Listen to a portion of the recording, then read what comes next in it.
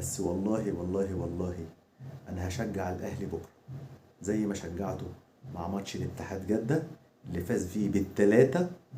بكره هشجع الاهلي كمان عشان يفوز حتى ولو 1-0. بجد بجد فريق مشرف، فريق يرفع الراس. بعد الفوز على اتحاد جدة 3-1 وانتزاع بطاقة العبور والتأهل من أنياب فريق اتحاد جدة السعودي في عقر داره بثلاثية مقابل هدف، وذلك في ربع نهائي بطولة كأس العالم للأندية 2023. وعقب انتصار المارد الأحمر ضرب الأهلي موعدا ناريا مع فريق فلومينينسي البرازيلي في نصف نهائي كأس العالم للأندية في مواجهة ستكون مثيرة ونارية على خطف بطاقة نهائي المونديال. وتأهل الفريق الأول لكرة القدم بالنادي الأهلي إلى دور نصف النهائي من كأس العالم للأندية عقب الفوز الكبير على اتحاد جدة بثلاثية.